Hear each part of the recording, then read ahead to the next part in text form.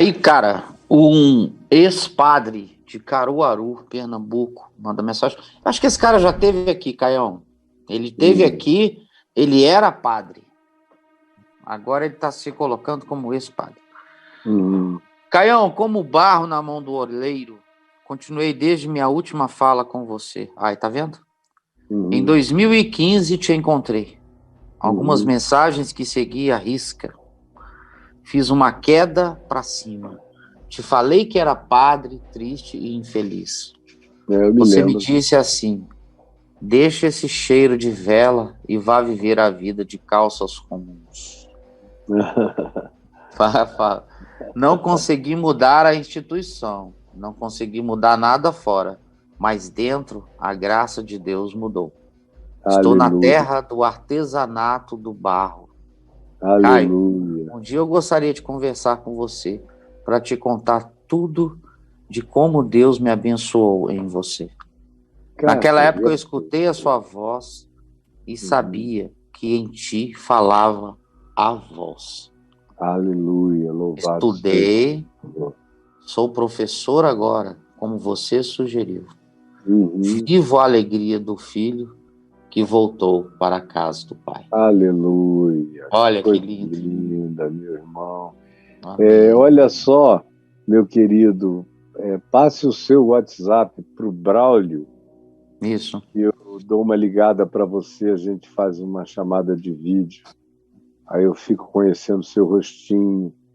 E como você, deixa eu te dizer, tem uma quantidade enorme de padres, amigos meus, que foram se tornando exatamente como você é hoje. E tem uma grande quantidade também fazendo o mesmo trajeto, a mesma caminhada. Estão andando no mesmo caminho, amadurecendo o mesmo processo. E graças a Deus, porque a minha esperança é que chegasse o dia em que a Igreja Católica parasse com tudo aquilo que não é evangelho nela, né? Tem tanta coisa que não é evangelho, como esse negócio de proibir o sacerdote de casar. Deveria ser uma opção celibatária, como foi uma opção para Paulo, como foi uma opção de Jesus, de João Batista, como não foi uma opção para Pedro e para tantos outros que eram apóstolos e casados. Isso tem que ser conforme Jesus disse, porque nem todos estão aptos para o celibato, nem todos estão aptos para a vida eunuca, sem sexo. Jesus disse que uns nascem sem o problema porque nasceram assexuados, outros tiveram traumas e foram castrados, no caso de serem eunucos, e outros se tornaram por amor, para servirem integralmente o reino sem terem que se dividir, como Paulo diz em 1 Coríntios 7, entre a família e a pregação, entre o mundo, cuidado do mundo, importante, essencial, devocional, eu tenho que cuidar da minha mulher e dos meus filhos, é serviço a Deus, enquanto eu faço o meu trabalho. Mas se eu tenho mulher e a quantidade de filhos e netos que eu tenho, e me dedico apenas ao meu trabalho, viajo daqui e volto de 3 em 3 meses, eu estou sendo pior do que o incrédulo e estou negando a fé. Agora, padres deveriam ter a alternativa de se casarem e, nesse caso, de escolherem nem ganhar nada da igreja. No caso do padre casado, o medo também da igreja é ter que sustentar aquela família toda, ou o padre morrer e a viúva entrar com uma indenização contra a igreja, falir a igreja católica. É só fazer um contrato. Quer casar? Assina aqui. Você vai se sustentar, vai dar aula. Quase todo padre é super bem preparado para dar aula. Aula no primeiro grau nem se fala, do segundo grau para cima e na universidade. E se fizer um curso de mestrado, vai dar aula em boas condições. Se fizer um doutorado, vai virar catedrático. E vai ganhar bem, vai sustentar a mulher e os filhos e vai poder ministrar, pregar, trazer e levar sua mensagem nas missas que ele possa frequentar e pregar o evangelho.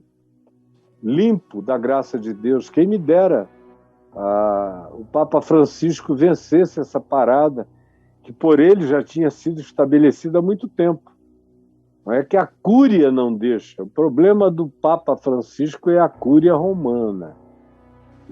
Mas não se podia ter tido um Papa melhor do que ele. Na história do papado, até onde eu leia, e eu já li bastante sobre o papado, e já vi documentários em abundância sobre o papado, nunca vi nem de longe um Papa mais humano, mais cristão, mais sincero, mais evangélico no sentido da palavra etimologicamente do que o Papa Francisco, meu irmão querido, meu amado. Infelizmente, provavelmente eu só vá conhecê-lo na eternidade, mas eu teria muito prazer de dar um beijo e um abraço nele ainda aqui na Terra.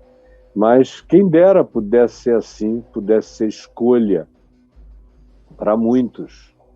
E para as mulheres também. Tem muita mulher que gostaria de viver uma vida como de uma freira, exceto porque gostaria também de ter filhos e de, além dos filhos, cuidar de obras sociais e tudo mais, com aquela alegria de ser uma pessoa ordenada àquele serviço, que não custaria nada, né? Mas a religião complica tudo, e aí nessa complicação perverte tudo.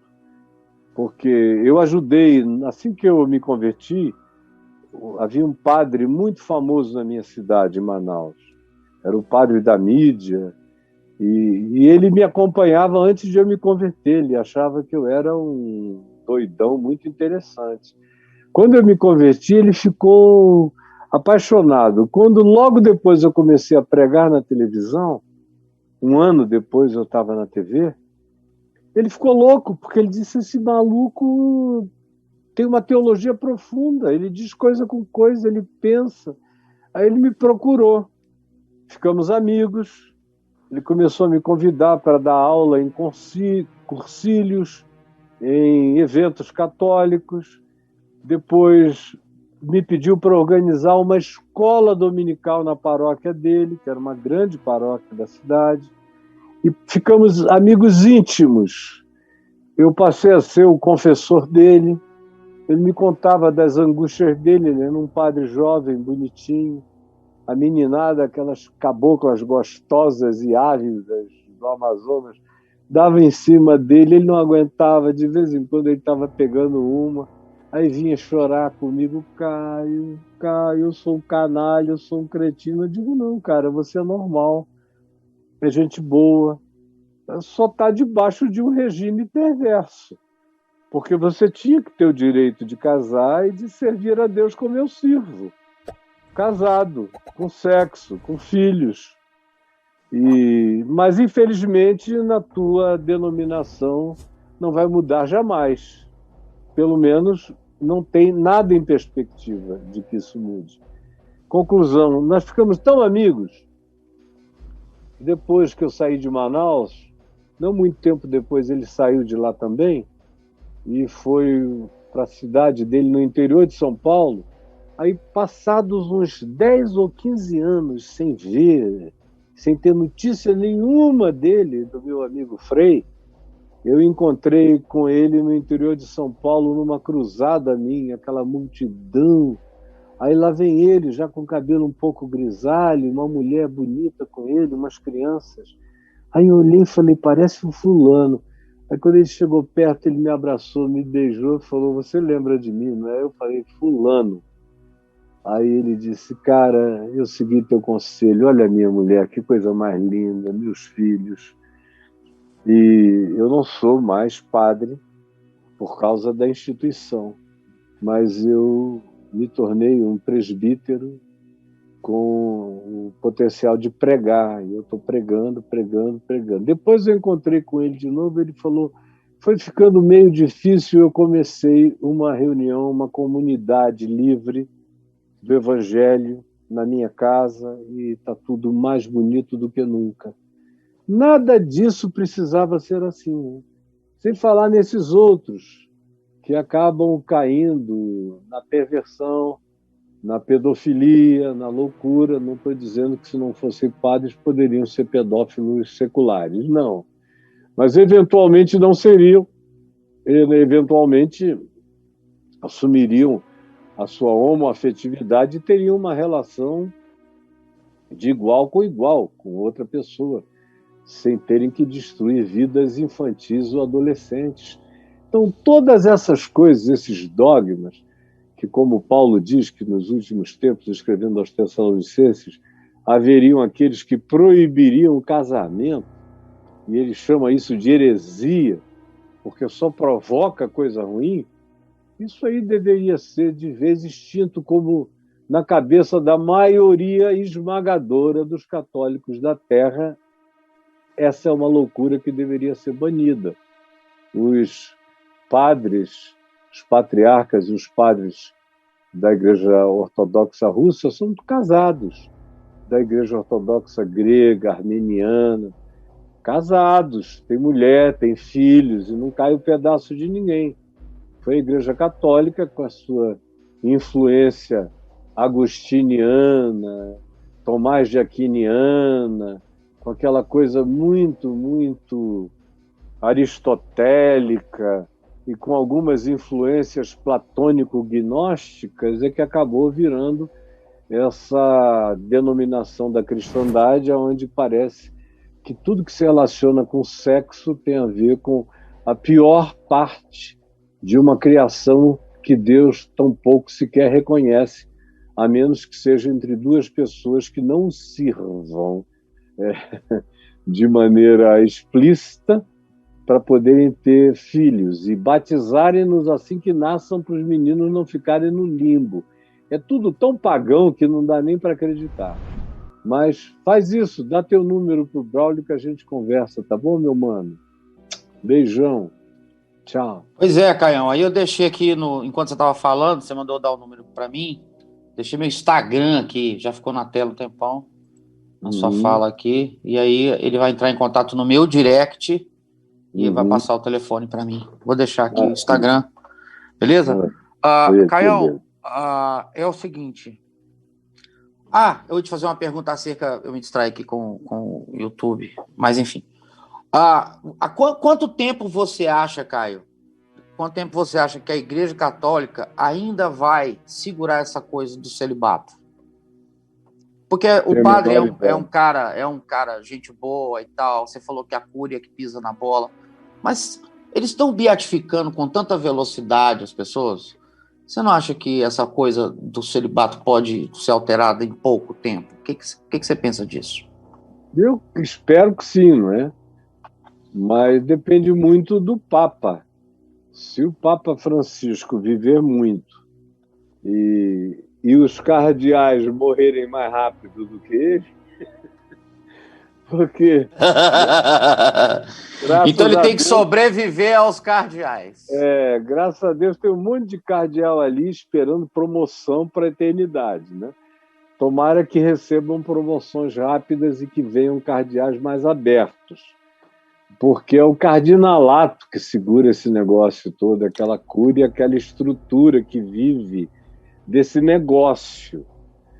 E tomara que o Papa Francisco seja muito longevo e que depois dele a gente tivesse a bênção de ter uma continuidade, alguém que carregasse um espírito semelhante.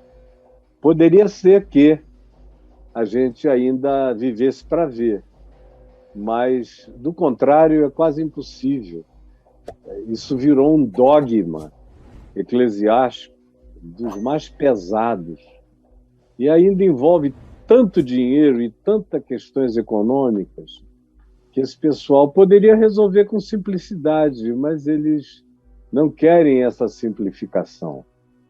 Eles querem, e tem muita maldade também no meio. O cara ficou, desculpe a expressão, na punheta.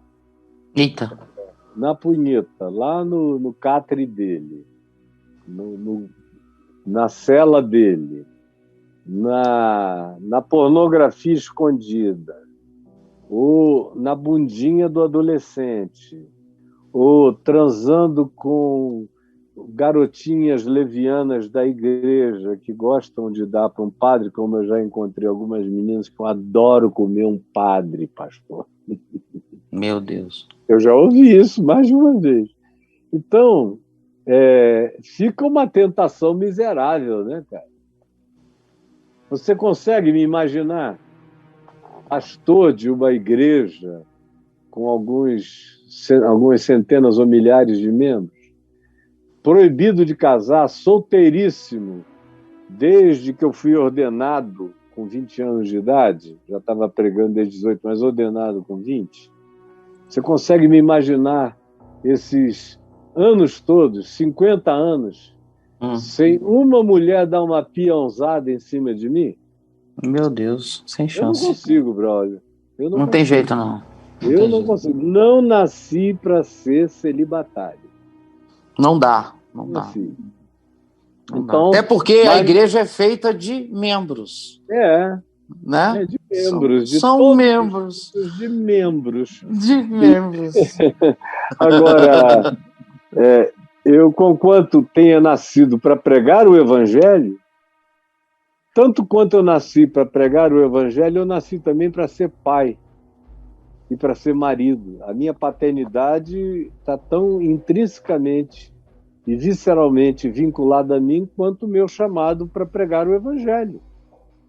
São duas coisas que têm uma equivalência praticamente idênticas dentro de mim. E eu jamais abriria mão de ser pai. Eu abriria mão de qualquer coisa. Eu não preciso de ministério. Porque eu posso pregar, como eu preguei os 2 primeiros anos da minha vida, sem ministério oficial nenhum. Ia para a rua, batia palma, subia em banco, pregava, as multidões vinham. Daqui a pouco tinha um monte de gente à minha volta. Poderia ter feito isso até morrer. Agora, casar e ter filhos eu teria, não abriria mão sob hipótese nenhuma. Talvez eu tivesse me tornado arquiteto para poder ter dinheiro para sustentar a minha pregação, mas eu nunca precisaria de instituição, como eu não quis desde o início. E depois que eu enchi o saco de ver que aquilo não tinha mudança, só piorava, e eu me desliguei unilateralmente em agosto de 98 de todas as instâncias no Brasil e no mundo, eu continuei pregando. E não precisei de ninguém, nem preciso para pregar. A pregação ninguém segura em mim. E aí, além dos 4 filhos que já tinha, ainda ganhei mais filhos. Os 4 viraram 7 logo de saída. E que são um grande prazer da minha vida. Meus filhos sabem como eles fazem parte da minha grande alegria de estar na Terra. E que se não fossem eles e a minha mulher e a alegria da pregação, eu não tinha razão nenhuma para ficar perseverando, assistindo maldades nesse planeta.